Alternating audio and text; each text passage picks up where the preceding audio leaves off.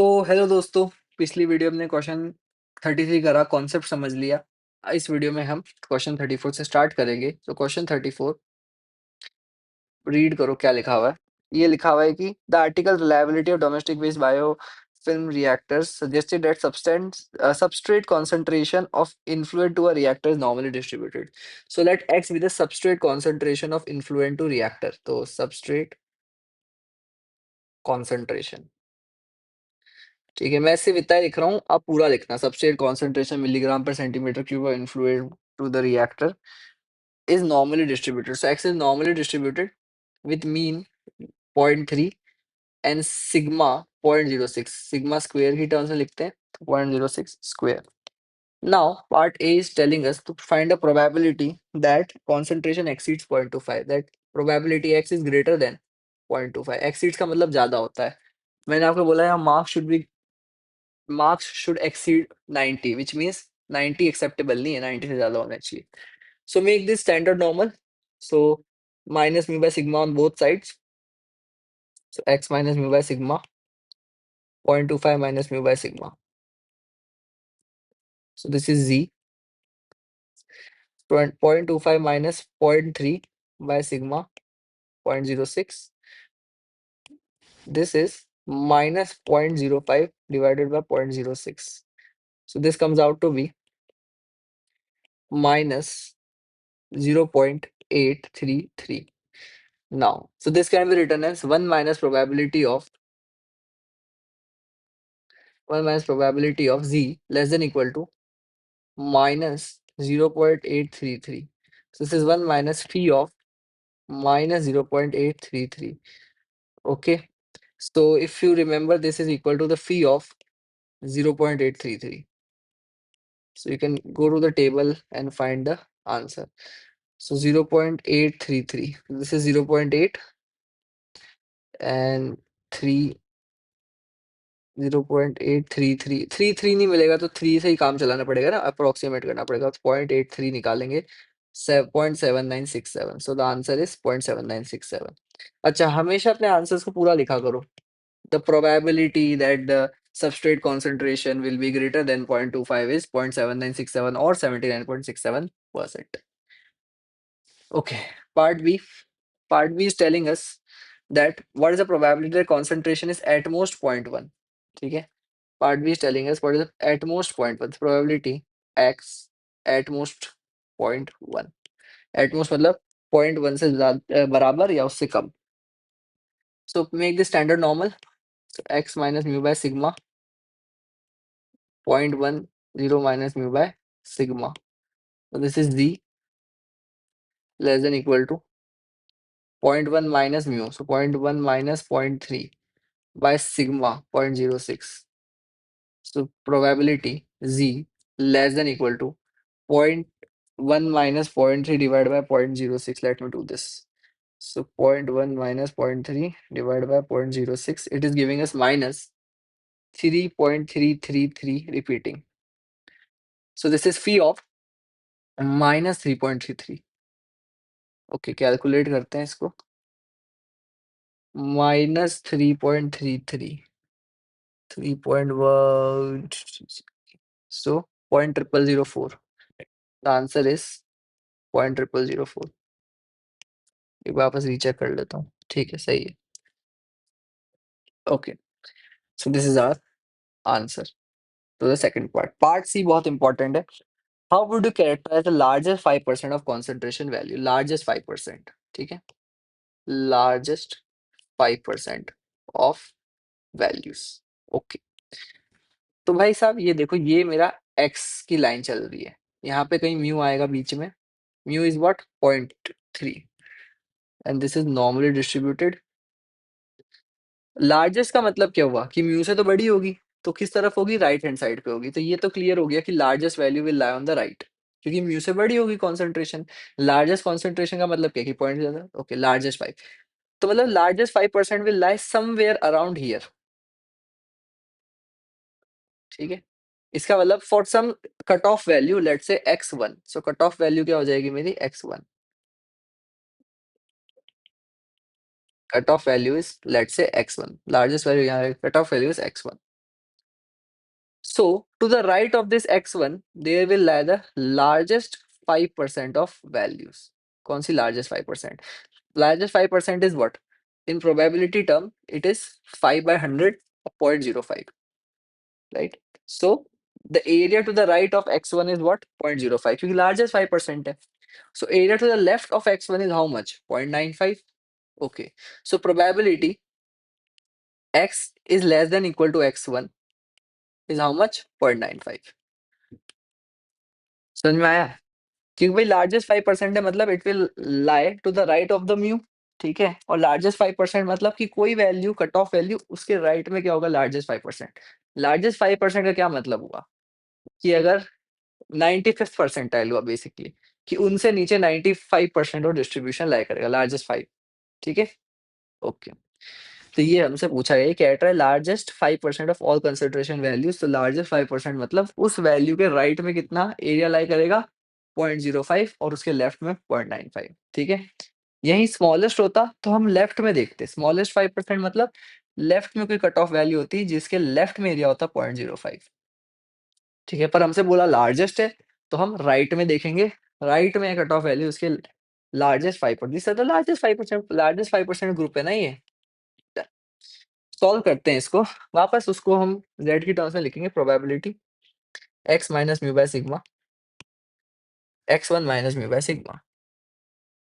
So this is z x1 minus 0.3 by 0.06 equals to 0.95. So this is phi of x1 minus 0.3 by 0.06 equal to 0.95. अच्छा मेरे को एक बात बताओ, इसको फॉर अ मोमेंट इसको लिख लो phi of z. Phi of z is what? 0.95. तो z किसके बराबर होना चाहिए? मतलब फी ऑफ z इज 0.95. निकालते हैं z की वैल्यू यहाँ से 0.95 से. ओके देखो 0.95 एक बार इसको इरेज करो. 0.95 यहाँ देखो 1.6 की लाइन में दिख रहा है आपको 0.95. देखो 1.6 4 एंड 5, ठीक है? अब देखो 0.95 इज समवेयर हियर. 0.95 में 5 ऐड करोगे तो 0.9505 आ जाएगा और 5 माइनस करोगे 0.9495 आ जाएगा. मतलब 94959505 के मिडल में लाई करता है 0.95. मतलब 1.64 और 1.65 के बीच में लाई करता है 0.95, है ना? बीच मतलब इनका एवरेज ले लो तो 1.64 1.65 डिवाइड बाय 2 1.645. तो which means z is equals to 1.645. तो this z is equals to 1.645 means phi of 1.645 is equals to 0.95. Done है? अच्छा ओके. अब हमारी बात थी कि phi of x1 minus 0.3 divided by 0.06 should be equal to 0.95, and 0.95 is equal to what? Phi of 1.645. लिख लो. Okay इसका मतलब x1 minus 0.3 is equal to 0.06 divided by 0.06 is equal to 1.645. क्योंकि अगर ये ब्रैकेट के अंदर भी वैल्यू सेम ही होनी चाहिए ना. ठीक है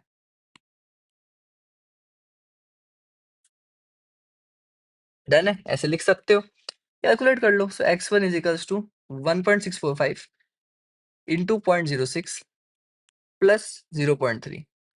So this gives us 1.645 1.645 into 0.06 plus 0.3. तो 3.3987. सो 0.3987 वो वैल्यू है जिसके राइट में लार्जेस्ट 5% ऑफ वैल्यू लाई करते हैं. ठीक है तो ये हमारा वो है largest 5%. Okay so with this we have done question number 34.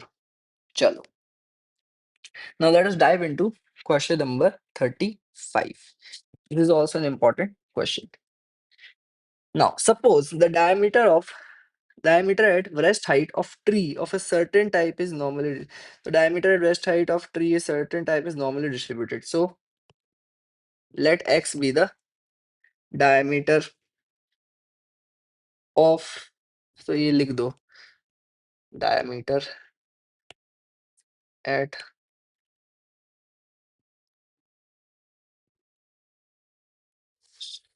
पूरा लिखना पड़ता है. ठीक है of trees. ठीक है। सो this is normally distributed, so x is normally distributed with mean 8.8 and sigma 2.8, so sigma square is 2.8 square. Okay, so ये done है. What is the probability diameter of a random tree will be at least 10 inches? So part A, probability x will be at least 10 inches means either 10 or greater than 10. बस इसको पहले z में convert कर लो. ठीक है, तो x minus mu by sigma वो ही right में करना पड़ेगा. This is z 10 minus mu by sigma 10 minus 8.8 divided by 2.8. ठीक है. ओके, करते हैं जरा. 10 minus 8.8 divided by 2.8. So this is probability z is greater than equal to 0.4285. मैंने क्या बताया था, हमेशा 2 डिजिट तक लो इसको हमेशा. So z is greater than equal to 0.43.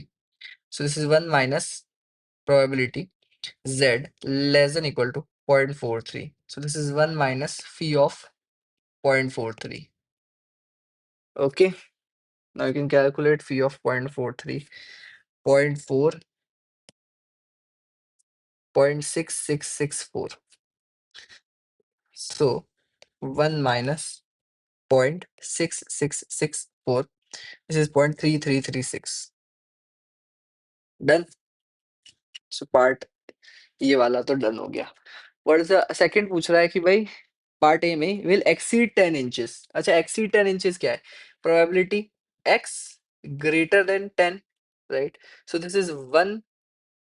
अच्छा, ये तो बात वही हो गई ना यार, कंटिन्यूअस डिस्ट्रीब्यूशन है, which means that this is exactly equal to probability x greater than equal to 10. बात तो एक ही है. So answer is same 0.3336. इसके लिए कॉन्सेप्ट पता होना चाहिए. कॉन्सेप्ट क्या है कि कंटिन्यूअस डिस्ट्रीब्यूशन में इक्वल टू से फर्क नहीं पड़ता because probability at a given point is 0. So this is exactly the same. ठीक है, now calculate part B. Part B says what is the probability diameter of randomly selected tree will exceed 20 inches. So same चीज है, probability x greater than 20. So just same old वही 20 minus mu. Okay, so this is z greater than 20 minus mu. So 20 minus 8.8 divided by 2.8. Okay, calculate this. 20 minus 8.8 divided by 2.8. This comes out to be 4. So probability z greater than 4. This is 1 minus probability z less than equal to 4. So 1 minus phi of 4. So 1 minus phi of 4. So अब वही है कि phi of 4 क्या होगा? Phi of 4 is 0. नहीं मतलब sorry, phi of 4 is almost 1. ठीक है, phi of 4 क्या है? Phi of 4 is almost 1, so answer is 0. मेरा ये मतलब था. ठीक है, मैं आंसर पे जंप कर गया. Phi of 4 is almost 1. क्यों? वही बात. देखो, phi of 3.49 कितना है? 3.49 is 0.9998. तो phi of 4 तो उससे भी बड़ा होगा, राइट? 3.49 इज 0.9998, तो 4 तो उससे ही बड़ा है, तो 4 तो 0.99999 इतना होगा. तो इससे अच्छा तो मैं ऑलमोस्ट 1 ही लिख दूं. सो phi of 4 is almost 1, right? Phi of 4 almost 1, so 1 minus phi of 4 is almost 0. Almost 0, तो आंसर इज ऑलमोस्ट 0. ओके, चलो, ये मैंने आपको बताया था पिछली वीडियो में भी. Part C. Part C says what is the probability diameter of a randomly selected tree will be between 5 and 10? Okay, so probability x greater than 5 less than 10. ठीक है, ये हमसे पूछ लिया इसने कि इसके बिटवीन होने वाला है. ठीक है, तो वही वापस x minus mu by sigma करना पड़ेगा आपको. अब बीच में क्या था, लेफ्ट और राइट दोनों जगह भी करना पड़ेगा. म्यू हो गया, ये हो गया 5, तो 5 minus 8.8 divide by 2.8. z 10 minus 8.8 divide by 2.8. Okay, so this is minus 1.357, and this is 0.2428. So this is P of 0.428, which is 0.43, minus phi of minus 1.357, which is 1.36, right? Okay. So calculate करते हैं, phi of 0.43, 0.43 is 0.6664 वापस से, तो 0.6664। अच्छा, तो पहले भी करा था ना शायद हमने, 0.6664 माइनस 1.36, ओके, माइनस 1.36,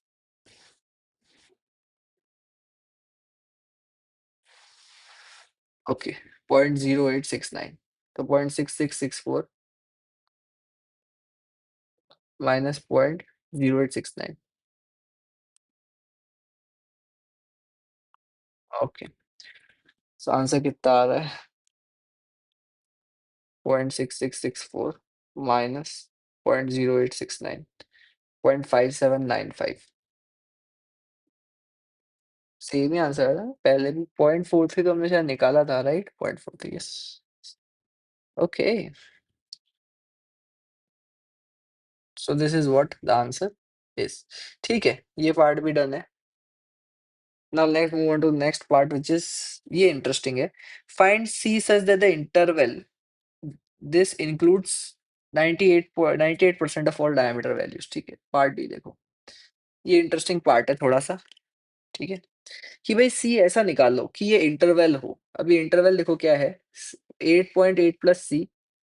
ठीक है, 8.8 प्लस सी, तो ये मान लो ये वैल्यू है 8.8 plus c, and 8.8 minus c, तो ये वैल्यू है 8.8 minus c, and this is our distribution x का। So this interval includes 98% of all diameter, कि इस इंटरवल के अंदर 98% ऑफ सारी वैल्यूज आ रही है। मतलब ये जो चीज है ना, ये 98% है, येलो रीजन जो है ये 98% है। ठीक है, इस इंटरवल के बीच में, मतलब प्रोबेबिलिटी कि इसमें लाई करेगा इस 98%, यानी 0.98। तो बस सारी इंफॉर्मेशन तो गिवन है कि इसके बीच में एक्स लाई करेगा इस 0.98। So x greater than equal to 8.8 plus C, minus c sorry, and less than equal to 8.8 plus c is equals to what, 0.98। Okay, तो वही वापस करना पड़ेगा, 8.8 plus minus c minus mu by sigma, minus mu क्या था मेरा, mu था मेरा 8.8। अच्छा 8.8, वाह, इसने म्यू में ही दे दिया था क्या? ओके, और मेरा क्या है ये, एक्चुअली बताऊं, इसका आंसर मुझे पहले ही पता है कि 2 स्टैंडर्ड डेविएशन होने वाला है, देखना यही होगा। X minus mu by sigma is Z, 8.8 plus C minus 8.8 divide by 2.8। इसका आंसर मुझे पहले ही पता है। ये आपको पता है कैसे, ये भी आप भी कर पाओगे यही चीज जो मैंने भी की, कि इसका आंसर 2 स्टैंडर्ड डेविएशन होगा। नहीं, 0.98 है क्या? नहीं, तो फिर 2 स्टैंडर्ड डेविएशन नहीं होगा। फिर ये अबाउट जो है 2.3 स्टैंडर्ड डेविएशंस होगा, 2.3 स्टैंडर्ड डेविएशंस, 0.98 है तो, है ना? अब आप बोलोगे कि कैसे पता मेरे को, तो ये अभी आप सीखोगे। जस्ट क्वेश्चन नंबर 44 जो है ना, वो इसी चीज पर डेडिकेटेड है, इसी चीज पर डेडिकेटेड क्वेश्चन 44 है। ठीक है, तो क्वेश्चन 44, तो ये 2.3 अराउंड स्टैंडर्ड डेविएशन होगा आंसर। ठीक है, करके देख लो चलो। So this is probability minus C divide by 2.8 less greater than equal to Z C divide by 2.8। ठीक है, 0.98। ओके, तो this is what, phi of c divide by 2.8 minus phi of minus c divide by 2.8 equals to 0.98। अच्छा, this can be written as phi of c divided by 2.8 minus of 1 minus phi of c divided by 2.8 is equals to 0.98। So this is phi c divided by 2.8 minus 1 plus phi c divided by 2.8 is equals to 0.98. So this is 2 phi c divided by 2.8 minus 1 is equals to 0.98. So phi c divided by 2.8 is equals to 1.98 divided by 2, right? Okay, 0.99. यहाँ तक तो I think कोई गलती नहीं की ना, 1.98 divide by 2 करने में, कभी-कभी कर देता हूँ मैं। हाँ, 0.99। ओके, सो 0.99 निकालना है। वही ठीक चीज़ निकालने की, फी ऑफ z इक्वल्स 0.99 निकालते हैं यहाँ से। 0.99 0.99 ये रहा, सबसे क्लोज तो यही है, 2.33 2.33। So this means that phi of 2.33 is equals to 0.99। तो वही चीज यहाँ सब्स्टिट्यूट कर लो, phi c divide by 2.8 is equals to 0.99 and 0.99 is equals to phi of 2.33। So which means c divide by 2.8 equals to 2.33। So c is equals to 2.33 into 2.8। अच्छा, मैंने क्या बोला था कि आंसर क्या आएगा, 2.3 सिग्मा। सिग्मा क्या है इस क्वेश्चन में, 2.8 ही तो है। सिग्मा क्या है इस क्वेश्चन में, 2.8 ही तो है इस क्वेश्चन का सिग्मा। भूल गए क्या इतनी जल्दी क्वेश्चन सॉल्व करते करते? ठीक है, इस क्वेश्चन का सिग्मा ही 2.8 है। तो सी किसके बराबर आ रहा है, 2.33 सिग्मा। ठीक है, यही तो आंसर आ रहा है, या फिर 6.524। तो ऑलमोस्ट स्पॉट ऑन आंसर था। अब ये कैसे सीखोगे आप, ये आप सीखोगे क्वेश्चन नंबर 44 में कि ये कैसे निकाला जाता है। ठीक है, दो एक्चुअली क्या होता है ना, 2-3 वैल्यूज होती है, वो आपको पता होनी चाहिए। 0.95 के लिए आता है ये कि अगर ये इंटरवल होती, इसमें 0.95 होता, तो 100% 2 सिग्मा होता। क्योंकि 0.98 है, तो 2 सिग्मा से थोड़ा-सा ज़्यादा, तो मैंने अंदाज़ा लगाया था कि 2.3, मैंने क्योंकि क्वेश्चन तो करे हुए हैं मैंने भी, तो मेरे को आइडिया तो होता ही है थोड़ा-सा, तो इस वज़ह से मुझे लगा 2.3 के अराउंड आना चाहिए, तो इस वज़ह से। ठीक है? आप भी कर पाओगे ये चीज़, ठीक है? क्वेश्चंस एकदम फटाफट सॉल्व करोगे फिर आप। लास्ट पार्ट रह गया यार, part E. Part E is that if four trees are independently selected, what is the probability that at least one has diameter exceeding 10? अरे ये तो बाइनोमियल का क्वेश्चन है। That n is equals to 4 trees are selected. Let x be success. Success x है and x is the number of trees that have diameter exceeding 10 each. So number of trees जिनका diameter exceed करता है 10 inch.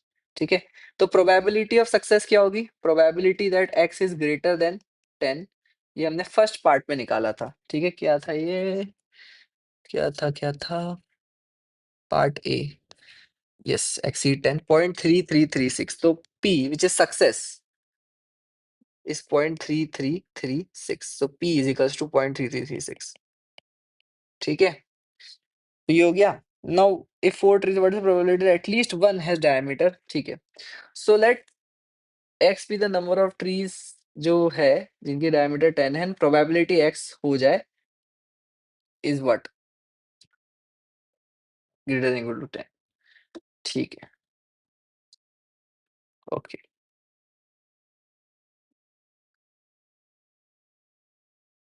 चलो, x की probability मत लो, actually इसको थोड़ा अलग फ्रेम कर दो कि कंफ्यूजन हो जाएगा। ये लिख लो y।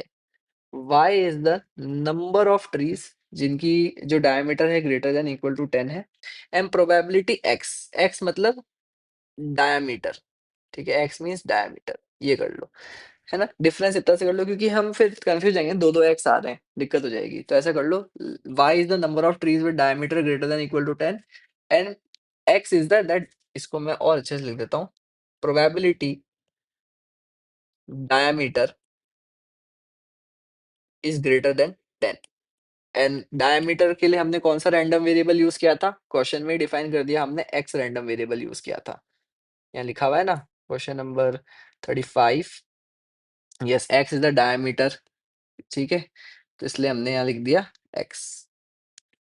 क्वेश्चन में हमने x यूज़ किया था इसलिए 2-2 बार x को डिफाइन नहीं कर सकते ना। एक बार तो हमने x को डायमीटर कर दिया, एक डायमीटर की लेंथ कर दी और एक बार हमने x को नंबर ऑफ ट्रीज़ कर दिया, नहीं। दोनों तरीके से x डिफाइन नहीं हो सकता। तो x को तो हम डायमीटर की लेंथ ही रखते हैं, y को डिफाइन कर देते हैं नंबर ऑफ ट्रीज़ और ये प्रोबेबिलिटी आई थी 0.3336, ठीक है?